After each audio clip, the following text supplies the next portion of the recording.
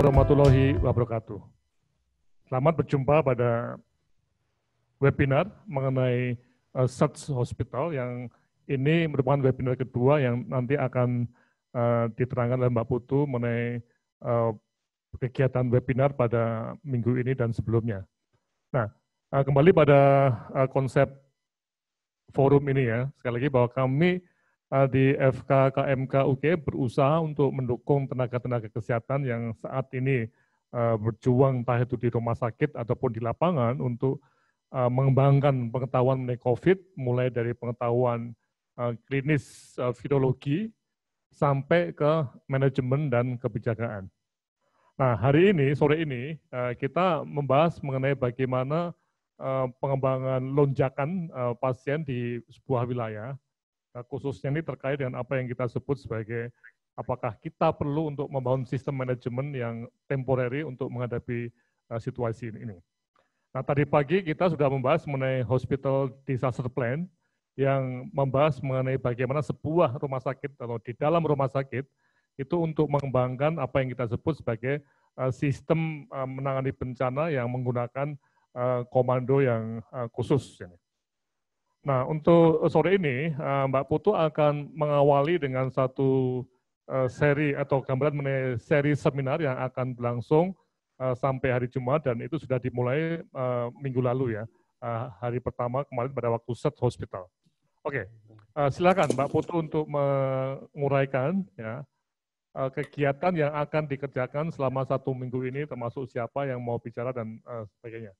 Silakan ya, sebelum kita mulai dengan skenario. Ya, terima kasih, Mbak Putu. Baik, terima kasih Prof. Laksono. Selamat sore Bapak Ibu sekalian, Pak Darwito, Pak Joni. Selamat sore. Pak Hendro harusnya juga sudah bergabung dengan kita di sini ya, tapi kelihatannya masih berusaha untuk connect. Ya, jadi sesuai dengan yang disampaikan oleh Prof. Laksono tadi, kita akan ada serial webinar yang terkait dengan topik Search Hospital ini. Jadi dari Search Hospital ini nanti kita akan membahas dari berbagai macam aspek yang cukup detail, mulai dari Search Hospital itu sendiri, bagaimana kita membuat skenario planning untuk menghadapi kemungkinan-kemungkinan terjadinya lonjakan kasus COVID ini ya, karena ada prediksi bahwa mungkin sekitar pertengahan April, ada juga yang memprediksi akhir April akan terjadi lonjakan, dan berapa besar lonjakan itu, dan tentunya kita harus memperhitungkan jika itu terjadi, seperti apa respon kita dalam perencanaan, sehingga nantinya ketika itu betul-betul sudah terjadi, kita bisa siap untuk menghadapi.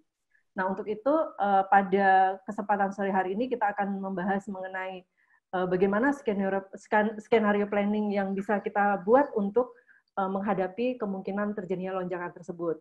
Nah, lalu besok akan disambung dengan topik-topik lain yang juga terkait dengan search tersebut. Jadi kalau kita sudah hari ini kita bicara mengenai skenario planning, maka besok kita akan lanjutkan pada bagaimana search dan fasilitas, termasuk bagaimana hunian sementara untuk tenaga kesehatan.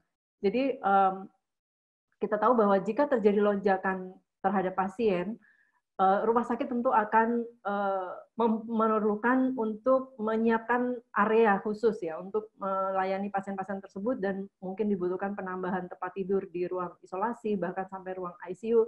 Lalu bagaimana dengan tenaga kesehatan? Sekarang sudah banyak info bahwa di luar sana banyak tenaga kesehatan yang mulai ditolak oleh masyarakat di sekitar tempat tinggalnya karena dikhawatirkan membawa virus dari rumah sakit.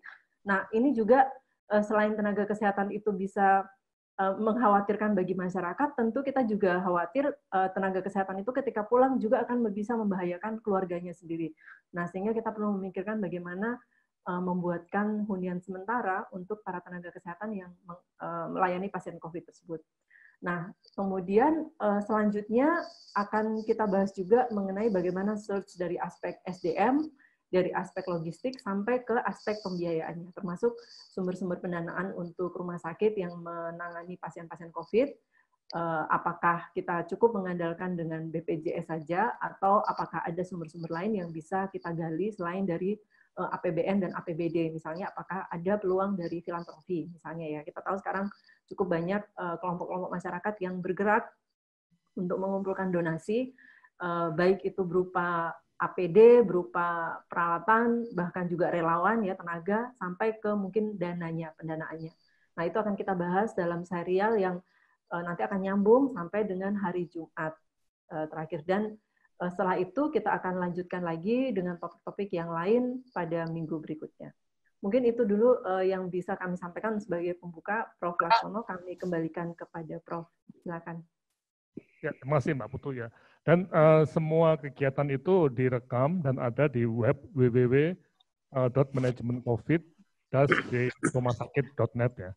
Nah, di dalam www itu termasuk referensi mengenai apa itu lonjakan atau surge, itu ada di situ semua. Ya.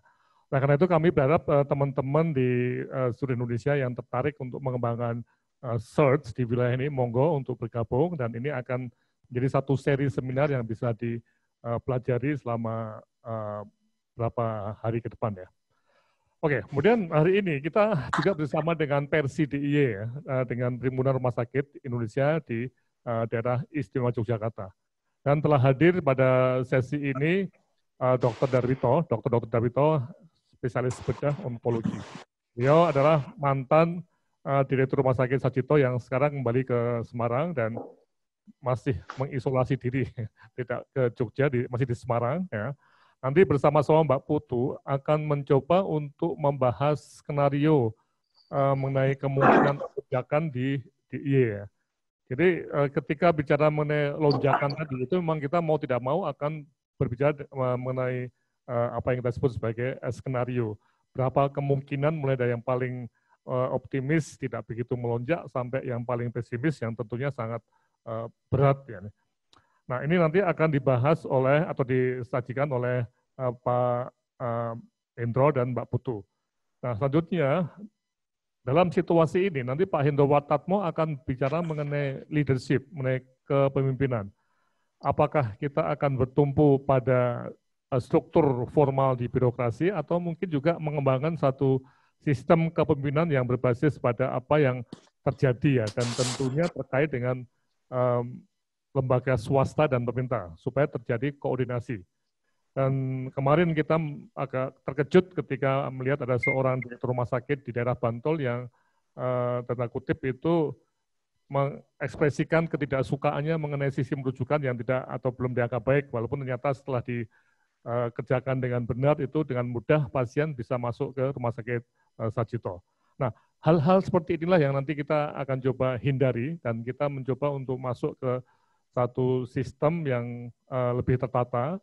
Nah, kita semua berusaha, tapi tentunya tadi lagi bahwa takdir atau mungkin akhirnya Allah yang menentukan. Tapi tanpa usaha kita tidak baik sebagai manusia. Oke, untuk itu kami persilahkan Pak Darwito dan Mbak Putu untuk menyajikan skenario-nya ya. Silakan. Nah.